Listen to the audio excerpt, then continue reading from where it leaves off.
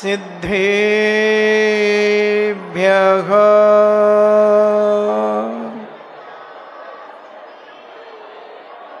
नमो अरिहन्ताणम्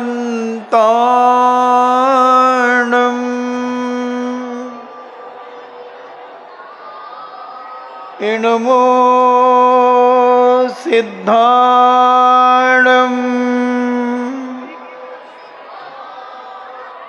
नमो आयुर्याणम्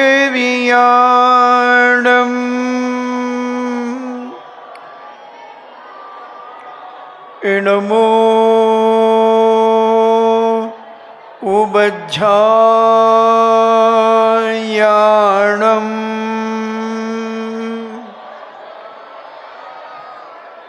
नमो लोये सव्यसाहूणम्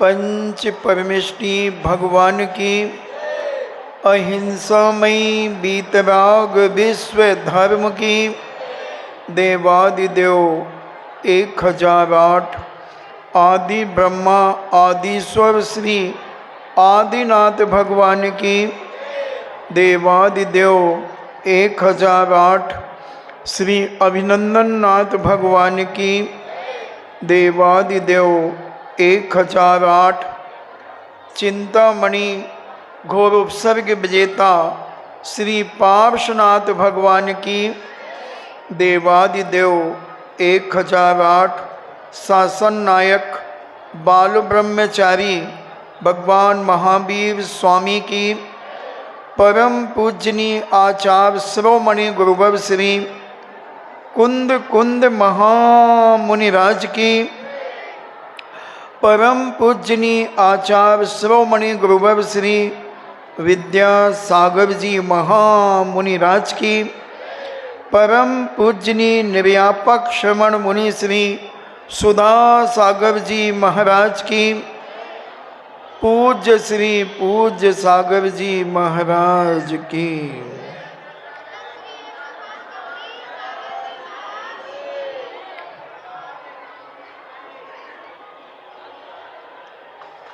संस्थान विजय धर्म ध्यान की चर्चा चल रही है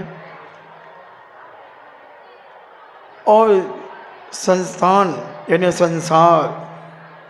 संसार के बारे में साधु संत विचार करते हैं कि ये संसारी प्राणी पंच इंद्रियों के विषयों में लिप्त होकर के अपना जीवन का समाप्त कर देता है, मगर कभी पंच परमेष्टि के संबंध में विचार ही नहीं कर पाता। पंच इंद्रियों के बारे में भोग विलासों में लीन रहना चाहता है, मगर पंच परमेष्टि की भक्ति में लीन रहना नहीं चाहता। इसलिए वो 12 भावनाओं का चिंतन करते हैं और समय पर विचार करते रहते हैं कि काश अगर ये संसारी प्राणी इन 12 भावनाओं का चिंतन करके अपने जीवन में संसार की असारता को जानना चाहता है तो जान सकता है, मगर गृहस्थ अपने आप को गृहस्थ कहकर के टाल मटोल करके धर्म से दूर भाग जाता है। 12 वैराग्य भावनाओं की अपन चर्चा कर रहे हैं। कल अपन ने भोग बड़े भव रोग बढ़ावे, बैरी हैं जरा जी के जग जी के, बेबस होय विपाक समय अति, सेवत लागे नीके, वज्र अग्नि विष से विषधर से, ये अधिक दुखदाई, धर्म रतन के चोर चपल अति, दुर्गति पंथ सहाई। कल इसके बारे में अपन ने समझा था कि रत्न के चोर संसार रूपी रोग को बढ़ाने वाले ये पंच इंद्रियों के विषय हमें दुर्गति का रास्ता दिखाते हैं, उसमें सहयोग करते हैं और व्यय भी हैं जगनी के जी के। और ये जो संसारी प्राणियों के व्यय भी हैं पंच इंद्रियों के विषय भोग, इनके सेवन करते समय बहुत अच्छे तो लगते हैं, परंतु इनका फल दुखदाई होता है, बहुत दुखदाई होता है। ये भोग वज्र से, अग्नि से, विष से एवं विषधर से भी अधिक दुख देने वाले होते हैं। जैसे कोई वज्र की लकड़ी से किसी को मारे तो वो बहुत दुखदाई होता है। वज्र की अग्नि भोग वज्र के समान है, इन्हें इतने कठोर हैं, इतने मजबूत है कि एक बार जो व्यक्ति इन पंचेंद्रियों के विषयों में फंस जाता है उसे वहाँ से निकालना बहुत मुश्किल होता है, बहुत मुश्किल होता है। तो ये अनेक प्रकार के दुख देकर और अग्नि से, अग्नि जलाती है, ऐसे ही ये पंचेंद्रियों के विषय भी हमें जलाते हैं। विष हमारे जीवन का मरण कर देता, मार देता है, ऐसे ही ये पंचेंद्रियों के विषयों में लिप्त संसारी प्राणी धीरे धीरे मरण को प्राप्त हो जाता है। एवं विषधर से भी, विषधर से अधिक दुखदाई, जैसे कोई भयंकर सर्प अगर किसी को काट लेता है तो वह व्यक्ति मरण को प्राप्त हो जाता है, उससे भी अधिक दुखदाई है ये पंचेंद्रियों के विषय। अपन देखते हैं कि जो व्यक्ति इन विषयों में लिप्त हो जाते हैं उनको मुक्त कराना बहुत मुश्किल हो जाता है। चारुदत्त के संबंध में चर्चा आती है कि चारुदत्त की माँ ने ही अपने बेटे को विष्णु में फंसा दिया, क्योंकि वह बैरागी था, वह संसार से उदासीन था। उसकी माँ ने सोचा कि इसका पानी ग्रहण कर देंगे, ये संसार में उलझ जाएगा। उसकी शादी कर दी, फिर भी वो अपने धर्म से विचलित नहीं हुआ। तब उसकी माँ ने उसे बेश्या के पास भिजवा दिया और बेश्या में वह धीरे धीरे ऐसा लिप्त हुआ कि सारी अरबों खरबों की संपत्तियों को उसने बेश्या को दे दिया। और जब बेश्या ने उसे शौचालय में फेंक दिया, जब उसके पास कुछ नहीं बचा, समझ गई बेश्या कि अब इसके पास कुछ नहीं है, तब उसने उसे शौचालय में एक पोटली में बांध करके शौचालय में फेंक दिया। और वह दारू भी पीने लगा, सारे व्यसन करने लगा। और जब प्रातःकाल सूकर ने जब उसे खींच करके कपड़ा फाड़ने का प्रयास किया, जब उसे एहसास हुआ कि मैं तो शौचालय में पड़ा हूँ, शौचालय में पड़ा हूँ, फिर वहाँ से निकल करके वह ने व्यापार आदि करके पुनः बड़ी मुश्किल में अपनी गृहस्थी को संभाला। तो ये विषधर से भी भयंकर दुखदाई हैं। धर्म रत्न के चोर, धर्म रूपी रत्न की चोरी करने वाले हैं ये पंचेंद्रिय के विषय। चपल हैं, यानी बड़े अत्यंत चंचल हैं, अति दुर्गति पंथ सहाई, और इसके कारण दुर्गति के रास्ते पर ले जाने में ये सहायता करते हैं, यानी दुर्गति में ढकेलने में सहायता करते हैं। जैसे एक दुश्मन अपने मित्र को दुर्गति में पटकने का पूरा प्रयास करता है, नदी के किनारे मित्र को गिरा देता है दुश्मन, ऐसे ही बहुत सारे ये पंचेंद्रिय के विषय हमें सद्मार्ग से हटाकर दुर्गति के मार्ग में लगा देते हैं। पुनः भूधरदास जी कहते हैं, मोह उदय जीव अज्ञानी, भोग भले कर जानहि, ज्यों कोई जन खाय धतूरा, सो सब कंचन माने। ज्यों ज्यों भोग संयोग मनोहर, मन वांछित जन पावहि, तृष्णा नागिन ज्यों ज्यों डंके, लहर जहर की आवे। वो कहते हैं मोह के उदय में ये संसारी प्राणी अपनी बुद्धि को विकृत कर लेता है।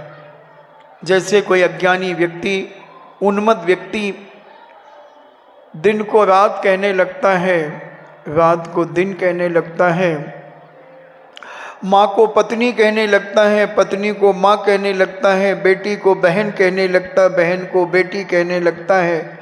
ऐसे इंद्रियों के विषयों में उन्मत्त व्यक्ति मोह के सारी बुद्धि को विकृत करने वाला जो धतूरा होता है, वो धतूरा का सेवन करता है तो उसे संसार सुवर्ण सभी का नजर आता है। जब आदमी भांग पी लेता है, भांग पी करके उसे हंसना है तो हंसता ही रहता है, भांग भंगेड़ी, रोता है रोते समय भांग पी ले तो रोता ही रहता है।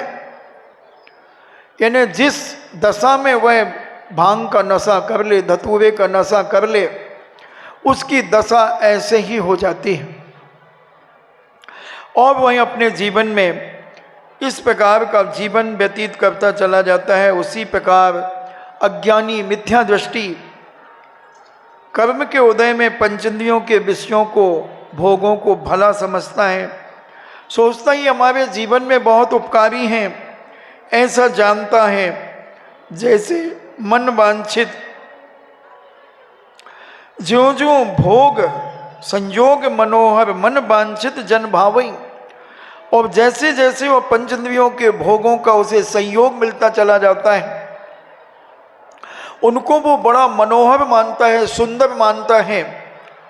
मन वांछित जन पावई, और वह सोचता है कि मेरे मन को जो चाहिए, मन वांछित मेरी इच्छा पूरी करने में ये पंचेंद्रियों के विषय कारण हैं, ऐसा विचार करता है और उन भोगों का सहयोग करता है।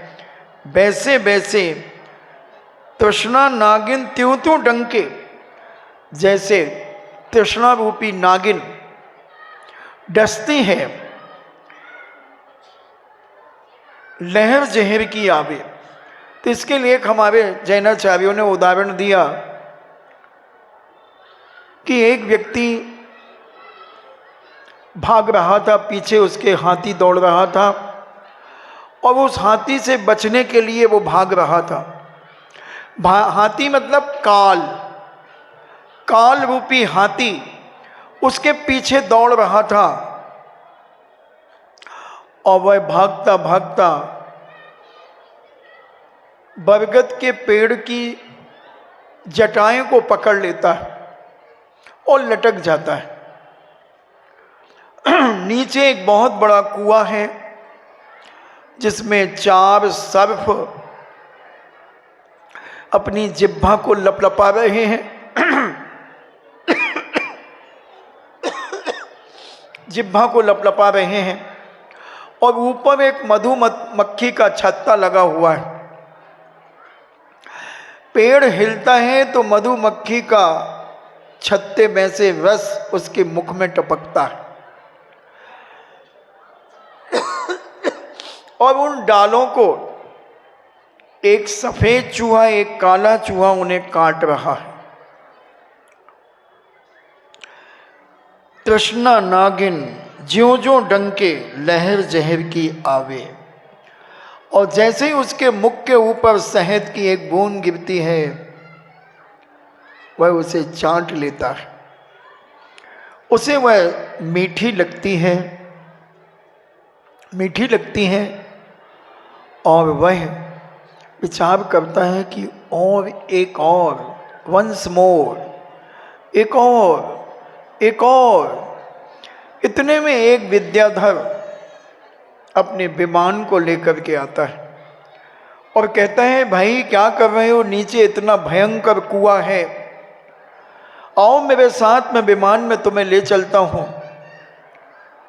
मगर वो कहता, बस वंस मोर, एक बार और, एक बूंद, एक ड्रॉप और, एक ड्रॉप और वो गिरती जाती हैं बूंदें, वो चाटता जाता है और यहाँ चूहे डालों को काट रहे हैं। तो जैनाचार्यों ने ये उदाहरण कहा,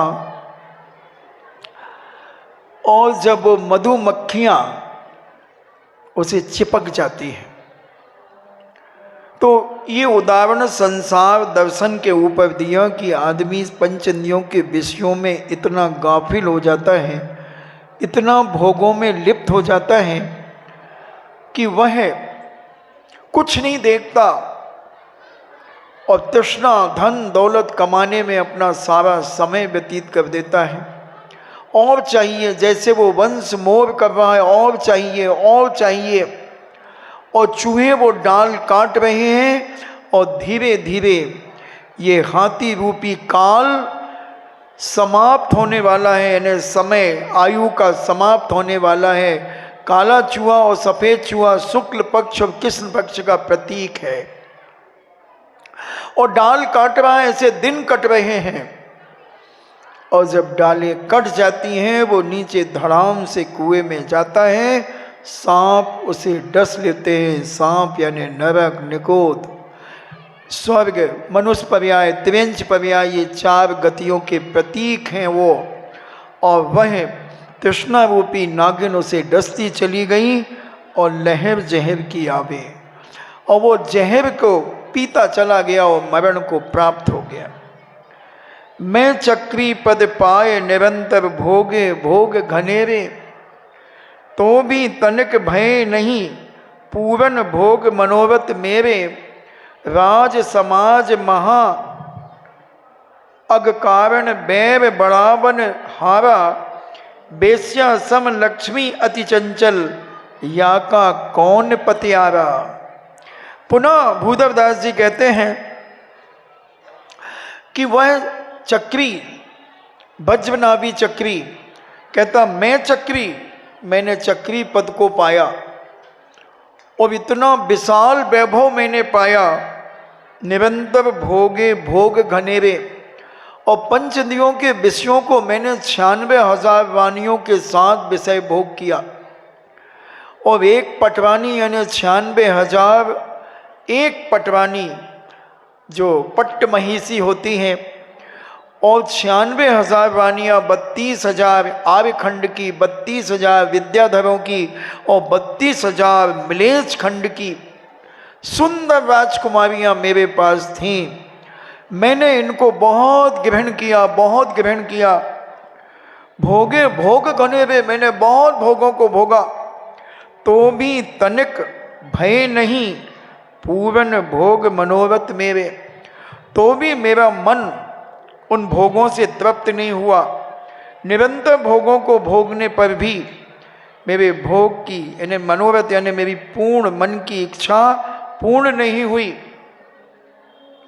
राजा राज समाज महा अग कारण बैर बड़ावन हारा, और मैंने शासन किया और समाज का मैं प्रधान रहा, यानी 32,000 राजाओं का मैं मुख्य राजा रहा।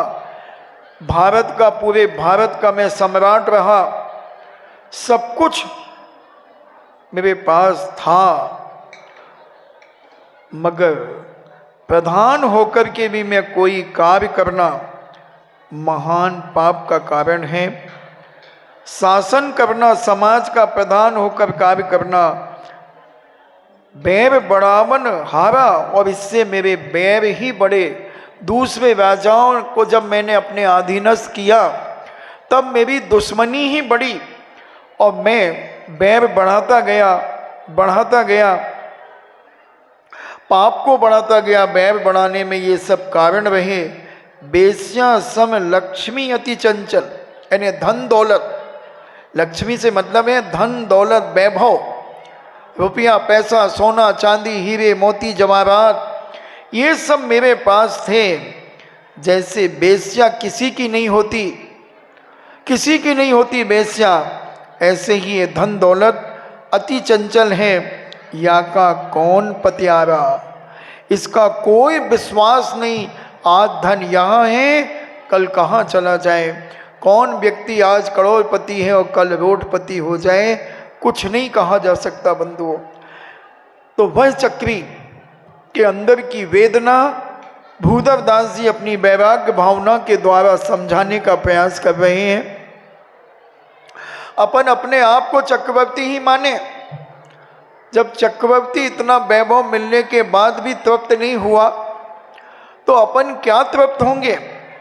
मोह महारिपु बैर बिचारियो, जग जिय संकट डारे, धर घर कारागृह बनिता बेड़ी, परिजन जन रखवारे, सम्यक दर्शन ज्ञान चरण तप ये जिनके हितकारी, ये ही सार असार और सब यह चक्री चितधारी। जब चक्री ने सब कुछ देख लिया कि ये सारा धन वैभव, ये रानियां, ये सब कुछ मैंने अपने जीवन में ग्रहण किए, मगर इससे मुझे कोई शांति नहीं मिली और मैं दुखी ही दुखी होता चला गया। मोह महारिपु बैर बिचार्यो, और ये संसार में एक मोह ही ऐसा भयंकर दुश्मन है। अटैचमेंट जिसे अपन कहें, तुम्हारी भाषा में राग जिसे कहें, तो ये राग मोह जो है, थोड़ा थोड़ा सा अंतर है राग और मोह में। तो ये मोह इतना खतरनाक है, इतना बड़ा दुश्मन है, शत्रु है कि ये पूर्व के बैर को याद कराकर संसार के प्राणियों को संकट में डाल देता है। ऐसा मोह उत्पन्न करता है, ऐसा मोह उत्पन्न करता है, और मोह के कारण संसारी प्राणी दुर्गति का पात्र हो जाता है। आठों कर्मों में मोह ही एक ऐसा शत्रु है, मोह को जीतना सबसे पहले, और जिसने मोह को जीत लिया उसे दुनिया की कोई ताकत भी परास्त नहीं कर सकती, उसका विनाश नहीं कर सकती। इसलिए कहा मोह महारिपु बैर बिचार्यो। चक्रवर्ती इस मोह को क्या विचार कर रहा है। मोह कहो, लगाव कहो, राग कहो, आत्मीय भाव कहो, अपनत्व कहो, ये सब इसके पर्यायवाची जैसे ही हैं। तो मोह महारिपु बैर बिचारो, चक्रवर्ती कहता है ये संसार में एक मोह ही ऐसा महादुश्मन है, ऐसा शत्रु है, जिसने पूर्व के बैर को याद कर संसार के प्राणियों को संकट में डाल रखा है। इस मोह के कारण ही पारसनाथ स्वामी को उनके ही सगे भाई ने 7 दिन तक बिजौलिया के अंदर आंधी और तूफान और बड़ी बड़ी चट्टानें उनके ऊपर फेंकता रहा।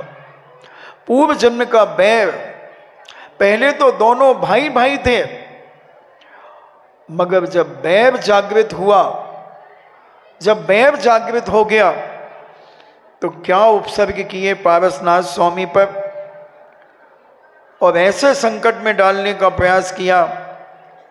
जितनी भी आज कसाएं चल रही हैं, भाई भाई में हो सकती हैं, परिवार के किसी भी व्यक्ति से हो सकती है, सब पूर्व जन्म के बैर के कारण है। हमने एक दिन कहा था कि कई बार कर्म का उदय ऐसा घसीट करके लाता है, अगर पूर्व जन्म में वो कर्म पूरा उदय में नहीं आया, पूरा नहीं पक पाया, यानी पूरा फल नहीं दे पाया, तो यहाँ सगा बनकर के बदला लेता है। पिता पुत्र बनकर के ऐसे झगड़ते हैं जैसे दुश्मन झगड़ रहे हो, माँ बेटे ऐसे झगड़ते हैं जैसे दुश्मन झगड़ रहे हो। और माँ ने जन्म दिया, मोह था पहले, उससे राग था, और कुछ समय के बाद वह ऐसी कसाई में परिवर्तित हो जाता है। पूर्व जन्म का दुश्मन व्यक्ति परिवार का सदस्य बनकर के अपनी बदले लेने लगता है। तो इसलिए मोह महारिपु बैर बिचार्यो, चक्रवर्ती इसको, मोह को अपना दुश्मन समझ रहा है कि ये दुश्मन है, महाशत्रु है, महादुश्मन है, जिसने पूर्व बैर के को याद करके संसार के प्राणियों को संकट में डाल रखा है। सगी माँ नरकों के अंदर, यहाँ तो माँ अपने बेटे की आंख में काजल लगाती है, और माँ बेटे किसी कर्म के उदय से जब नरक में चले जाते हैं, तो दूसरा नारकी असुर कुमार जाति के देव भिड़ा देते हैं, बोले देख ये तेरी माँ है। हाँ, वो अवधि ज्ञान से जानता ये मेरी माँ है। बोली ये तेरी आँख फोड़ रही थी, देख। अवधि ज्ञान लगा, काजल लगाने के बहाने तेरी आंख फोड़ रही थी। और वो अवधि ज्ञान लगाता है, माँ की उंगली पर काजल है और माँ गोदी में लिटाई हुई है, एक टांग से दबाई हुई है और एक हाथ से बच्चे की आंख खोल रही है। आंख खोल करके और काजल लगा रही है। अब वो कहता देख, आंख फोड़ रही ना तेरी, आंख फोड़ रही। वो कहता हाँ, और वो उछलता है और 2 उंगली का प्रहार अपनी माँ की आंखों में कर देता है और कहता अरे पापिन, तू मेरी आंख फोड़ रही थी, ले मैं तेरी आंख को फोड़ता हूं। आंख फोड़ देता। माँ बच्चे की मालिश करती है, तेल लगाती है, टांगों को यूं करती है, यूं करती है, एक्सरसाइज कराती है, मगर वो असुर कुमार जाति का देव उस नारकी को भड़काता है कि तेरी माँ तेरे हाथ पैर तोड़ना चाह रही थी, देख ले। ये दोनों टांगे पकड़ करके इसकी गठान लगा करके खींच देगी, ये हाथ और पैर को बांध करके खींचेगी, तेरे को तोड़ना चाहती। वो कहता अच्छा। और वो दोनों टांगे लेकर के और एक शिला के ऊपर अपनी माँ को पछाड़ देता है। माँ मोह के कारण बच्चे की सेवा कर रही थी, मगर ये मोह ऐसा बैरी बन जाता है, ऐसा शत्रु बन जाता है कि अपने ही बेटे का विनाश कर देता है। माँ का विनाश बेटा कर देता है और माँ को गुस्सा आता तो माँ अपने बेटे का विनाश कर देती। कहती अरे दुष्ट, में काजल लगा रही थी, तूने मेरी आंखें फोड़ दी, तो ले मैं तेरी आंखें फोड़ती हूँ। वो उसको पटकता, वो उसको मारता है। नरकों में मार काट 24 घंटे चलती रहती है। जैसे कुत्ते लड़ते हैं, इससे भी भयंकर गए बीते तरीके से वो नारकी लड़ते हैं। 1 सेकंड के लिए भी वहाँ शांति नहीं। बस जब तीर्थंकर का जन्म होता है तो एक समय के लिए शांति का अनुभव करते हैं, उसके बाद फिर लड़ना शुरू कर देते हैं। ऐसे घर भी मिल सकते हैं कि घंटे 2, जितनी देर सोते हैं उतनी देर शांति है, और जितने देर जागते हैं उतने देर लड़ाइयाँ हो सकती हैं, राग देश हो सकते हैं, तेरी मेरी हो सकती। वाक युद्ध तो होता ही रहता है, कुछ नहीं, किसी की आदत होती है। सब कुछ अच्छा चल रहा है, अब उसे लड़ना है, अब क्या करें। ये अंडरवियर क्यों डला है यहाँ पर? अरे तो उठा रहे ना, अब दिन भर से डला है, विवेक ही नहीं तुम लोगों को, घर को कैसे संभाला जाता जानती नहीं हो। अरे भैया, अगर तुम थोड़े से इतना चाहते तो तुम ही उठा करके मोड़ करके रख देते, चिल्ला क्यों रहे हो? छोटा बच्चा हो तो बात अलग है। जैसे विनोबा भावे जब बचपन में थे तो उनके पिताजी का एक ही काम था, विनोबा को डांटना। प्रतिदिन चाहे विनोबा सो जाए तो वो उठा करके डांटेंगे, कोई ना कोई पॉइंट खोज ही लेंगे। अगर उसने बिस्तर लगा दिया, चद्दर बिछा दिया, थोड़ा सा चद्दर यूं मुड़ गया, थोड़ा सा मुड़ गया, जैसे मान लो ये पलास ना बिछा, अछार बिछा है, अब इधर ज़्यादा लटक रहा, वहाँ कम लटक रहा। और विनोबा ने किया है ये, पिताजी आए, क्यों विनोबा? जी पिताजी, ये आपने बिछाया? जी पिताजी, ऐसे बिछाया जाता है, उसको तरीके से नहीं बिछाया, देखो वहाँ नीचे ज़्यादा लटक रहा, वहाँ कम लटक रहा। जी पिताजी गलती हो गई, ठीक करो उसको। अब वो ठीक कर देगा, बस हो गया। प्रतिदिन उनका काम था। गिलास अगर सीधा रख दिया, इधर आओ, ये आपने रखा? जी पिताजी, ऐसे रख दिया, इसका पानी अलग करके इसको उल्टा रखना चाहिए, कोई जीव जंतु गिर सकते हैं उसमें, कीड़े मकोड़े गिर सकते हैं, इसको विवेक रखो। और एक दिन जब वो 16 साल का हो गया, तब विनोबा का उस दिन जन्मदिन था। बहुत थक गया था अपने दोस्तों से मिलकर के, तो सो गए वो। पिताजी ने पूछा विनोबा कहाँ है? माँ ने कहा वो सो गए आज। बोले थक गया होगा, आज उसका जन्मदिन था। ठीक है। विनोबा सुबह 4 बजे उठे।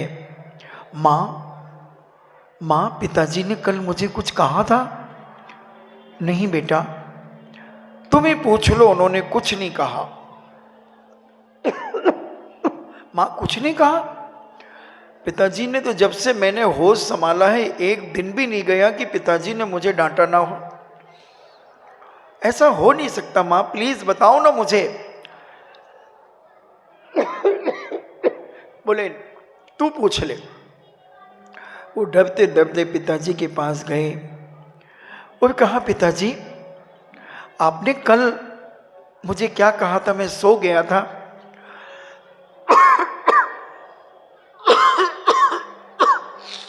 पिताजी ने कहा, बेटा मैंने कल तुम्हें कुछ नहीं कहा। बोले क्यों पिताजी?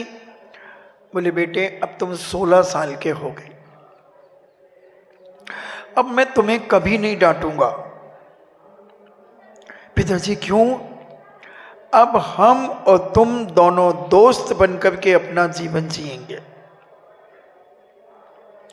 उधर से मां भी आ गई। मां कहती हैं, मैं भी अपनी बेटी को अब सहेली बना करके जीऊंगी, क्योंकि बेटी तो 1 साल पहले 16 साल की हो गई। हाँ, हर मां को आज के जमाने में तो 12 साल की बिटिया को ही सहेली बना लेना चाहिए, 12 साल के बच्चे को ही मित्र पिता को बना लेना चाहिए। क्योंकि जो बच्चे पहले 20 साल की उम्र में जो थोड़ा सा समझते थे, आज के बच्चे तो 8-10 साल में सब कुछ समझते हैं, सब कुछ समझते हैं। तो मां के पास अगर सहेली होगी बिटिया, 1 घंटे की सहेली हर मां को अपनी बेटी को बनाना चाहिए और हर पिता को 1 घंटे अपने बेटे को मित्र बना करके जीवन जीना चाहिए। जैसे एक सहेली से एक दूसरी सहेली कोई बात नहीं छुपाती है, हर बात अपनी सहेली को बताती है, ऐसे ही वो 1 घंटे की सहेली बिटिया अपनी मां को सारी बातें बताएगी, बुरी से बुरी और अच्छी से अच्छी बात बताएगी, कोई बात नहीं छुपाएगी। तो उसकी बेटी के अंदर कभी दुष्चरित्रता नहीं आएगी, उसका कैरेक्टर लूज नहीं होगा और उसको हर गलती का एहसास उसकी मां कराएगी सहेली बनकर के। उसी प्रकार हर बेटे का एक गलती का एहसास उसका पिता कराएगा, मित्र बनकर के 1 घंटे पिता को मित्र बनना है। विनोबा को कहा कि बेटा अब तुम 16 साल के हो गए, अब अपन मित्र बनकर के तुम अपनी जिंदगी जियोगे, हम अपनी जिंदगी जिएंगे। जैसा एक मित्र अपने मित्र की चिंता करता है, ऐसे तुम मेरी चिंता करना, मैं तुम्हारी चिंता करूंगा। और अपन सदमार्ग पर चल करके सारी दुनिया को एक ऐसा एहसास कराएंगे कि दुनिया में कैसे जीना चाहिए, देश के लिए कैसा समर्पण भाव होना चाहिए, देश को किस प्रकार से खुशहाल बनाना चाहिए, अपने परिवार मोहल्ले अड़ोस पड़ोस को कैसा आदर्श बना करके जीवन जिलाना चाहिए, ये सारा का सारा अपन करेंगे। तो विनोबा के पिता ने ये शिक्षा अपने बेटे को दी। और यह मोह महाविपो, तो ये मोह जो है वो बैर दुश्मनी को पैदा करता है। जग जिए संकट डारो, और संसार में जीव को संकट में डाल देता है। घर कारागृह बनिता बेड़ी, परिजन है रखवारे। और ये सब करने के बाद भी बेटी को सहेली बना करके, बेटे को सहेला मित्र बना करके सोने के पहले 5 मिनट वैराग भावना का चिंतन करना चाहिए। घर कारागृह, ये घर कारागृह है, एक जेल खाना है, बनिता बेड़ी। और ये जो मेरी स्त्री है ये बेड़ी है।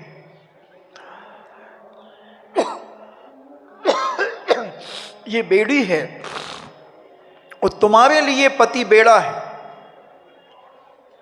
हाँ, नहीं तो अभी झगड़ा हो जाए घर जाकर के। तुम बेड़ी कहने लगो तो तुम बेड़ा कह देना, तुम भी तो बेड़ा हो, पेड़ा नहीं, बेड़ा, बेड़ा, मोटी जंजीर। तो ये घर एक जेल खाना है।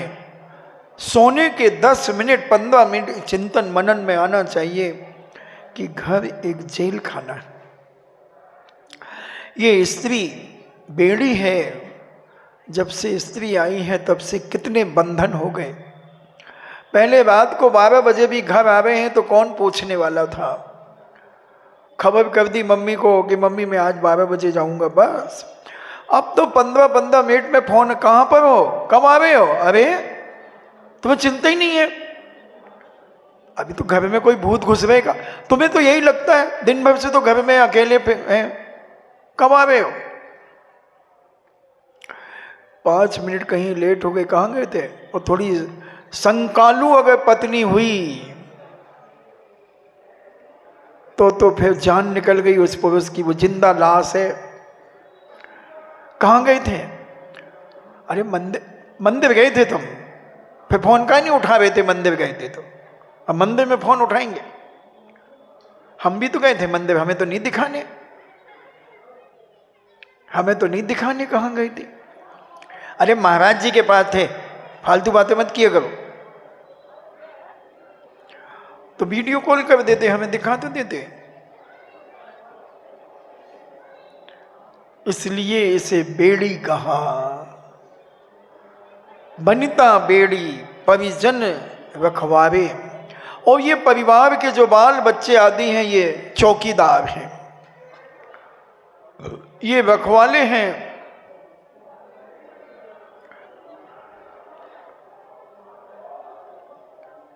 परिजन हैं रखवाले, ये भाई बंधु पुत्र आदि, बिटिया नाती पोते आदि, ये सारे के सारे रखवाले हैं, रखवाले की तरह बैठा करते हैं।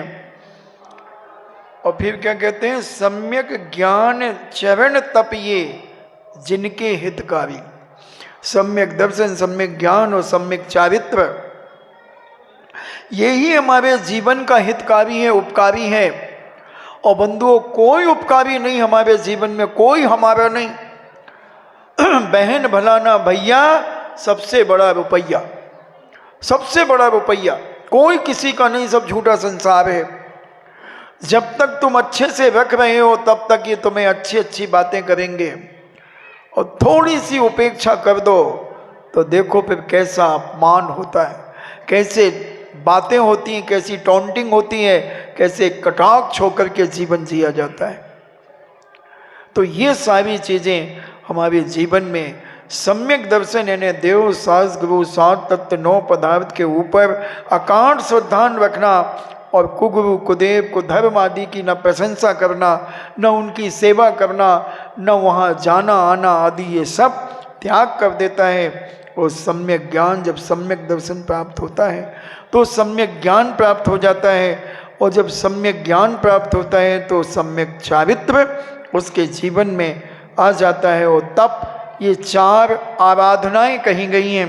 पूज्य शिव कोटि महाराज ने भक्ति आराधना के अंदर ये 4 आराधना की, सम्यक दर्शन ज्ञान चारित्र तप, इसकी आराधना करना, ये जिनके हितकारी, ये संसारी प्राणियों के हितकारी हैं, और इस मोह रूपी जंजाल से तुम्हें बचाने वाले हैं, 4 गतियों के दुखों से निकालने वाले हैं।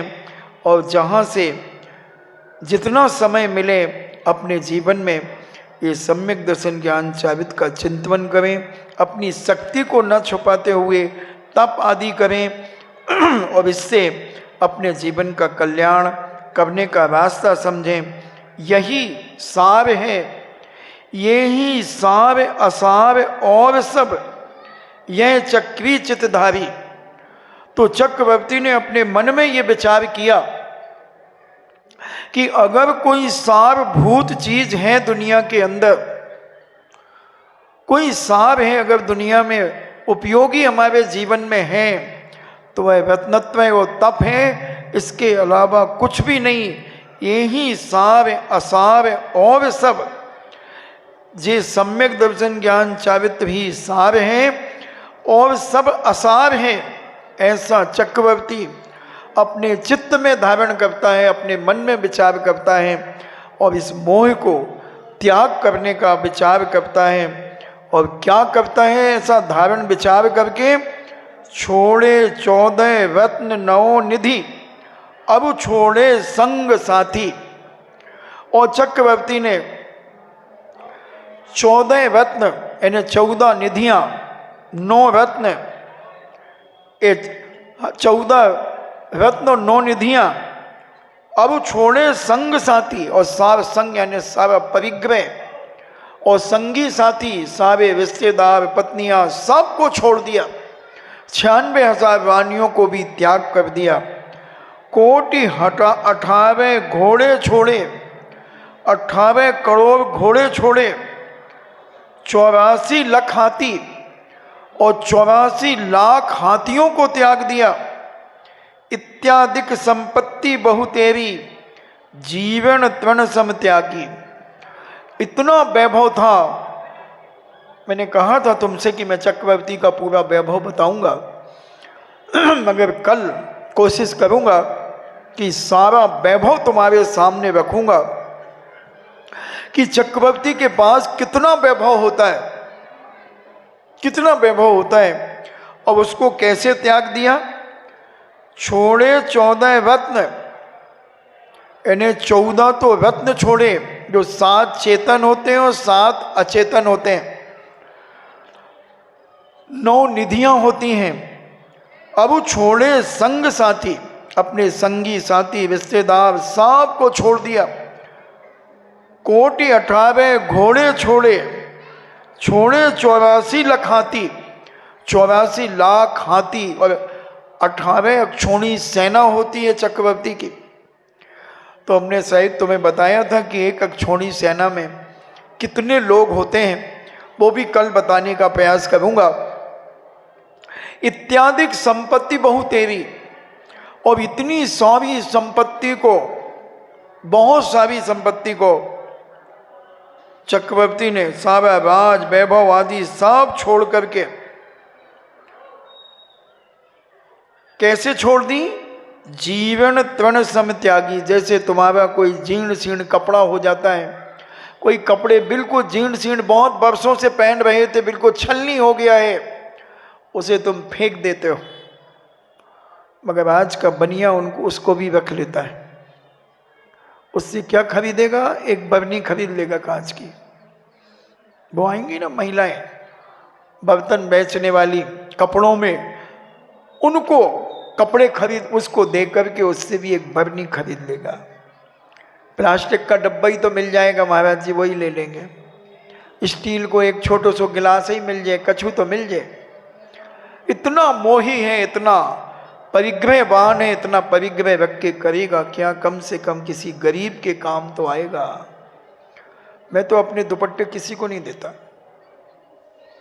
किसी को नहीं देता, मैं तो इन गरीबों को दे देता हूं। मैंने जब बदले तो यहां 2-3 अम्मा बैठती थी, उन अम्मा के पास भिजवा दिए कि ले जाओ। क्यों? मोह। फिर वो वही मोह, महाराज के दुपट्टा धरो हमारे घरे, हमारे घरे महाराज को दुपट्टा धरो, वही बताएंगे और भक्ति और कम हो जाएगी। हाँ, मैं तो अच्छा कहते हैं ऐसा कि अपने दोस्त का अगर हैंकी ले ले तो फिर दोस्ती में खटाई पड़ती है ना, थोड़े लड़ाई झगड़ा होता लगता है, बुराइयां हो जाती है। तो मैंने भी सोचा कि जो दुपट्टा अगर किसी को दिया तो वो भक्त आने ही छोड़ देगा।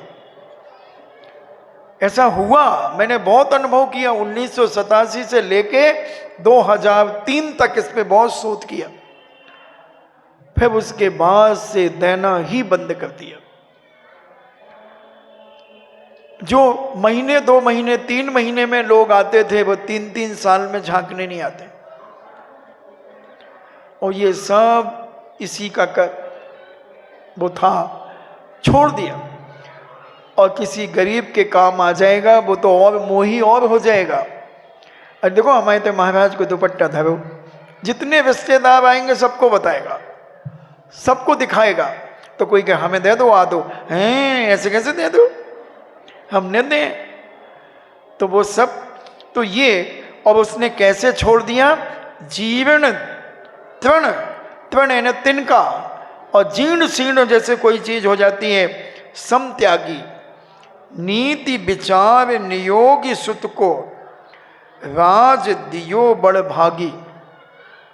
और नीतियों को विचार करके नियोगी, जो योग्य पुत्र था, उस योग पुत्र के उसी समय उस महाभाग्य पुण्यशाली चक्रवर्ती ने उसका राज तिलक कर दिया, यानी सारा राजभार उसे सौंप दिया।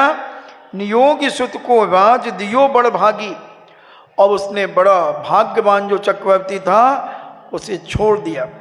होय निसल्य अनेक निपति संग भूषण बसन उतारे। और बहुत सारे राजा महाराजाओं ने उसके साथ में निसल्य होकर के किसी प्रकार की शल्य नहीं रखी, बिल्कुल परिणामों में निर्मलता ला करके निसल्य होकर के सब आभूषण वस्त्र आदि सब उतार दिए। श्री गुरु चरण धरी जिन मुद्रा पंच महाव्रत धारे। और गुरु के चरणों में 5 महाव्रतों का धारण करते हुए जिनेन्द्र भगवान की जो मुद्रा है, एकस्य जिनस्य रूपम, जैसे कुंद कुंद स्वामी ने मुनिराज के लिए कहा एकस्य जिनस्य रूपम अष्टपाहुड़ के अंदर, कि जैसा जिनेन्द्र भगवान का रूप होता है ऐसे एक सच्चे बीतरागी मुनिराज का भी रूप होता है। ऐसे श्री गुरु चरण धरी जिन मुद्रा पंच महाव्रत धारे। धनी यह समझ सुबुद्धि जगोत्तम, धनी यह धीरज धारी। और क्या कहते हैं यहाँ पर कि उन राजाओं के साथ में उन्होंने दीक्षा ले ली, 5 महाव्रत को लेकर धारण कर लिया। धनी यह समझ सुबुद्धि जगोत्तम, धनी यह नीर धीरज धारी। और अपने आप को धन्य, धन्य यह सुबुद्धि को धारण करने वाला जो जग का उत्तम व्यक्ति था, उसने धनी ऐसे धीरज को धारण कर लिया। ऐसी संपत्ति छोड़ बसे बन तिन पद धोक हमारी। और जिन्होंने ऐसा संपूर्ण वैभव आदि सब त्याग आदि करके और दिगंबर मुद्रा को धारण करने वाले ऐसे पूज्यवर वज्र नाभि चक्रवर्ती, जो वज्र नाभि मुनिराज के नाम से विख्यात हुए, ऐसे उन्होंने ये सब संपत्ति आदि छोड़कर और वन में चले गए। ऐसे धोख हमारी, ऐसे पूज्यवर बीतरागी मुनिराज को हमारी धोख है, इन्हें हमारा नमस्कार है, नमोस्तु है। ऐसी बात भूदेवदास जी ने कहा। परिग्रह कोट उतार सब लीनो चारित पंथ, निज स्वरूप में थिर भये वज्र नाभि निर्ग्रंथ। और परिग्रह कोट, परिग्रह ने कोट तो जो तुम जानते हो, वो संपूर्ण परिग्रह जो उनके पास था उसे उतार करके लीनो चारित पंथ, और उन्होंने चारित्र को धारण कर लिया। निज स्वभाव में थिर भये, और अपनी आत्मा के स्वभाव में, आत्मा के द्वारा आत्मा में लीन हो गए, थिर हो गए, ने स्थिर हो गए। भय वज्र नाभि निर्ग्रंथ। और वज्र नाभि जो राजा था, चक्रवर्ती था, वह निर्ग्रंथ दिगंबर मुद्रा को यथा जात रूप को धारण करके उन्होंने दिगंबर मुद्रा धारण की। हमें संस्थान विषय धर्म ध्यान की चर्चा करते हुए वैराग की भावनाएं भी हमें अपने जीवन में भाना चाहिए। सोने के पहले कम से कम 5-10 मिनट संसार की असारता को समझना चाहिए। और अब तो तुम्हारे सामने कितना बड़ा कोरोना का दृश्य तुमने अपनी सगी आंखों से देखा है, अड़ोस पड़ोस में देखा है कि कैसा व्यक्ति तड़प करके मर गया, परिवार का व्यक्ति भी उसे जलाने नहीं गया। परिवार का व्यक्ति बहुत दुर्लभ था, कोई हिम्मत वाला जो अपने परिवार के कोरोना वाले के साथ उठा बैठा हो। अबे देखना ही पसंद नहीं करते थे, 10-10 फुट दूर से बात करते थे। उस समय तुम्हें एहसास होना चाहिए था कि जिन्हें हम अपना मान रहे हैं वही एक सपना सा दिख रहा है, वही दूर होकर के बात कर रहा है, मास्क लगाया हुआ है, खिड़की से बात कर रहा है, और छू लिया अगर दरवाजा तो सैनिटाइजर जेब में रखा हुआ है। कोई किसी का नहीं बंधु, ये सब मुंह देखी प्रीत है, सब मुंह देखी प्रीत है। क्यों भाई कैसे, कब पूछते हैं लोग क्यों भाई कैसे? जब तक जेब में होते हैं पैसे तो लोग पूछते हैं क्यों भाई कैसे, नहीं तो कोई नहीं पूछता, कोई नहीं पूछता। ऐसी घटनाओं को देखकर कितनी तरीके से अस्पतालों में चीन के अंदर कैसे गोलियां मार के कैसा जिंदा जला देते थे, खड्डा खोद खोद करके, क्या दशा थी बंधुओं। ऐसी दशाओं को देखकर धर्मात्मा को वैराग्य हो जाता है कि कुछ नहीं है बंधुओं, हम किसके लिए क्या कर रहे हैं, कौन हमारे साथ जाने वाला है, कौन हमारे साथ रहने वाला है। सब यहीं समाप्त होना है, सब यहीं पड़ा रह जाएगा और हम चले जाएंगे। ये भूदेवदास की 12 भावनाओं को अपन ने समझने का प्रयास किया, जानने का प्रयास किया। अपन और कोई भावना को भी समझेंगे, और भी विद्वानों ने भावनाएं लिखी हैं, उनको पढ़ना चाहिए और उसके अर्थ में जाने का प्रयास करना चाहिए। इसी का नाम है संस्थान विषय धर्म ध्यान, कि संसार में कैसी कैसी दशाएं होती हैं और हम इस मोह के कारण इन दशाओं में इतने उलझ जाते हैं, इतने उलझ जाते हैं कि हमें धर्म का होश ही नहीं रहता। हम पंच इंद्रियों के विषयों में इतने गाफिल हो जाते हैं कि हमें पंच परमेष्टि का स्मरण ही नहीं होता। हम धन दौलत वैभव में इतने उलझ जाते हैं कि हम भगवान का अभिषेक पूजन दर्शन करने का हमें समय ही नहीं मिलता। 5 मिनट एक माला फेरने का समय नहीं मिलता, एक पूजन करने का समय नहीं मिलता, साधु के उपदेश सुनने का समय नहीं मिलता, धर्म की क्रियाओं का हमें समय नहीं मिलता। केवल हम किसके लिए सब कर रहे हैं? क्या करेंगे इतना पैसा, क्या करेंगे? संतानें 2-3 से ज़्यादा है नहीं, कैसे संभालेंगी वो तुम्हारे इतना वैभव? कहाँ जाएगा, कौन संभालेगा? अब तो मुझे एक ही बात आती है दिमाग में कि पहले तो चलो कि क्रिकेट टीम तैयार करते थे पहले के लोग, एक नहीं तो पौन आधी तो क्रिकेट टीम होती थी, 6 तो आराम से होते थे। 7 भैया तो इतने ही हैं, तो 7 भाई मैंने 7 भैया। अरे अब रह रहे अलग अलग,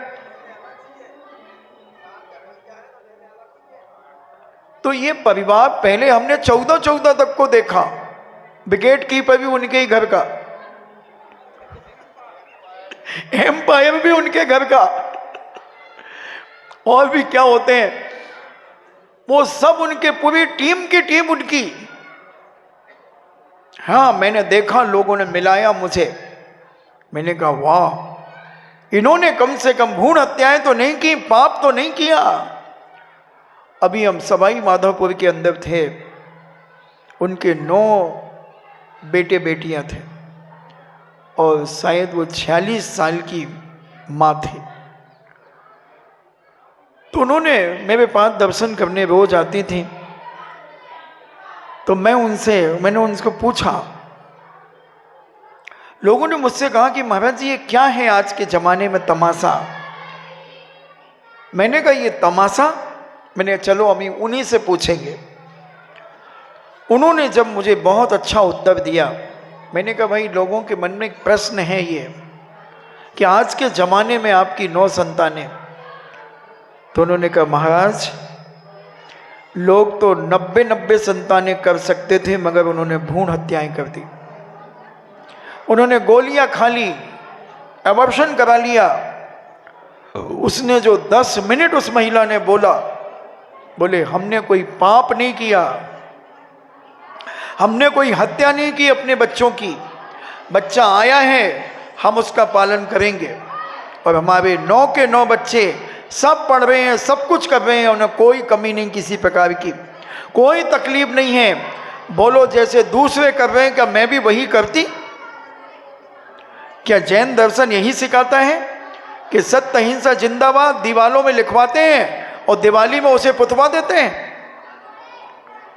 सत्य अहिंसा जिंदाबाद के नारे हम लगाते हैं और बाहर जाकर के कितने पाप करके आते हैं और हम ऊंचे हैं, हम ऊंचे हैं, क्योंकि हम गले में काला धागा पहनते हैं। क्या उसने हमें बताया? मैंने बहुत उसे आशीर्वाद दिया कि धन्य माँ तेरे अंदर ये अहिंसा धर्म स्फुटित हो। बोले मैंने कोई चोरी नहीं की, कोई व्यभिचार नहीं किया है, मैंने कोई भ्रूण हत्याएं नहीं की, पाप नहीं किया है। और आज गर्भ धारण करके कितने लोग हैं जो एबॉर्शन करा देते हैं, भ्रूण हत्याएं करा देते हैं। तो वो अच्छे हैं कि मैं अच्छी हूं?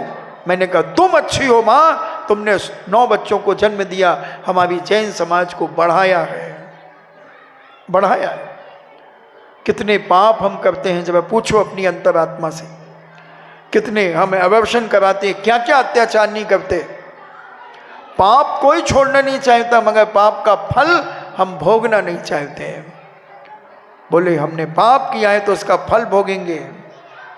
और आज हमारे बेटे प्रतिदिन अभिषेक करते हैं, महाराज जी हमारी बेटियां पूजन करती हैं। जिनके 1-2 हैं वो करते हैं क्या? हमारी तो 9 करते हैं, और हम पति पत्नी करते 11 लोग हम अभिषेक और पूजन करते हैं। विचार करना, हम तो सो के ही नहीं उठ पाते, इधर अभिषेक हो जाता मंदिर में। हम तो इतने इतरा गए हैं, और वो इतरा ही नहीं है, उसने संसार को जाना है, जाना है बंधुओं। तो ये तो आज जो मैं कह रहा था कि लोगों का जब धन इतना बढ़ता है वो कौन संभालेगा, कौन संभालेगा?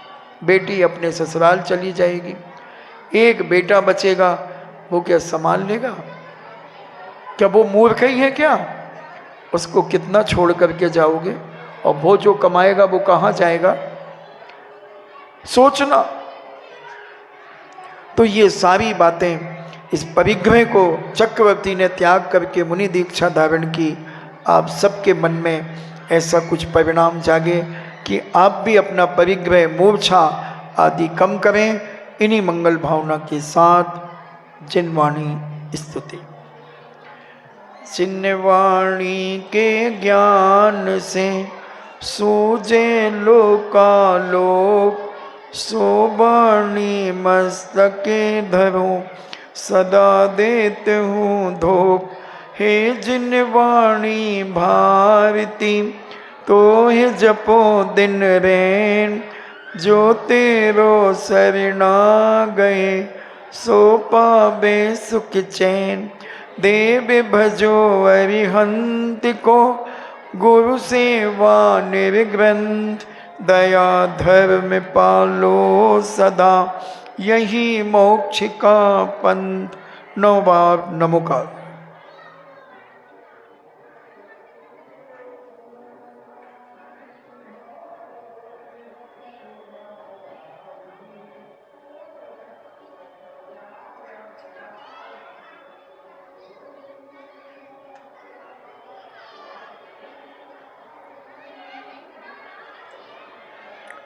सात तारीख की शाम तत्वावसूत के नाम विशाल पारितोषक वितरण।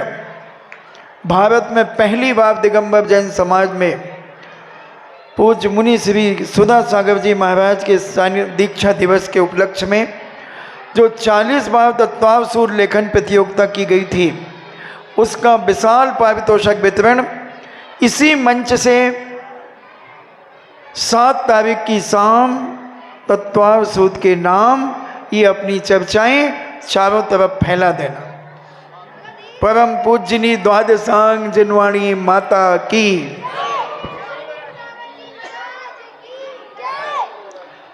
कुछ प्राइस अगर रुक जाएगी